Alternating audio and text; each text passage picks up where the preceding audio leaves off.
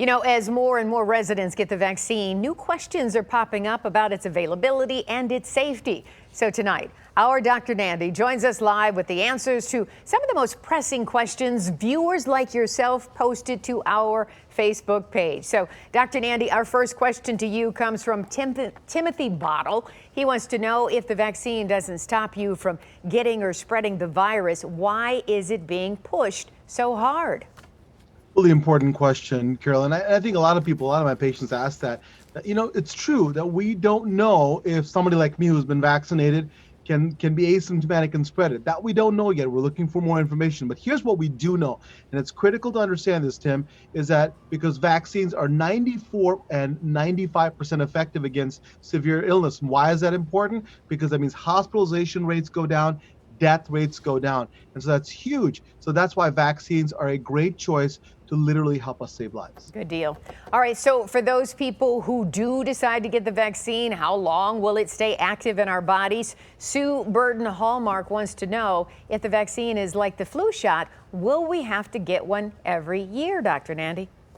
Yeah, that's a great question, Sue. So here's an important point, right? Right now, we know that if you get the vaccine, you get protection for at least 3 months. And that'll keep going up. As we get more information, I'm confident that protection will last. But we need more information about that. What I'll tell you is that scientists are doing studies to find that answer. As to the possibility of getting an annual shot like the flu, absolutely it's possible. And you know, viruses mutate, right? We've talked about that. So it's very probable that could happen. But we need research to see if that's necessary right now. So, Dr. Nandi, we've heard that some people have had dangerous, even deadly reactions to the vaccine. Mike Anderson wants to know the numbers. How many people have died or suffered permanent damage after being vaccinated? And so, Mike, the number one thing I'll tell you and everybody else, please look at your sources when you get all this information. There's a lot of bad information out there. Having said that, over 52 million Americans have been vaccinated thus far.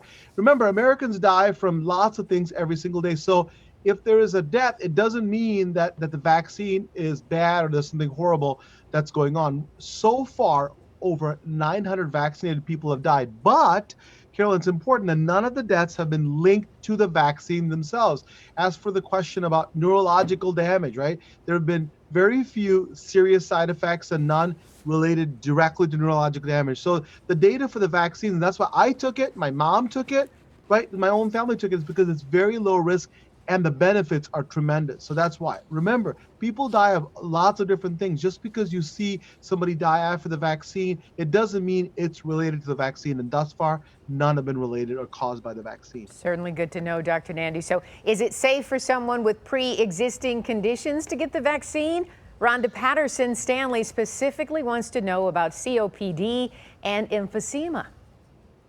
Rhonda, that's an important question. For those of you who don't know what COPD is, it's chronic obstructive pulmonary disease, a lung disease, also sometimes known as emphysema. So folks can suffer from shortness of breath and they can have difficulty breathing. So they are at higher risk from getting seriously ill from COVID-19.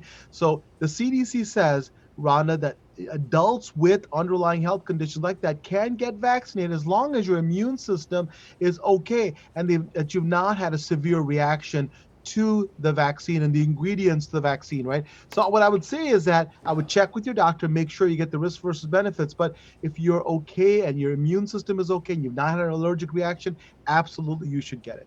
Wow, so much information to keep track of. Thank you, Dr. Nandi, as always, for My your pleasure. expertise. We appreciate you for sure. And if you have a coronavirus question for the doctor, you can email him at drnandi@askdrnandi.com or send it to us on Facebook or Twitter. Dave?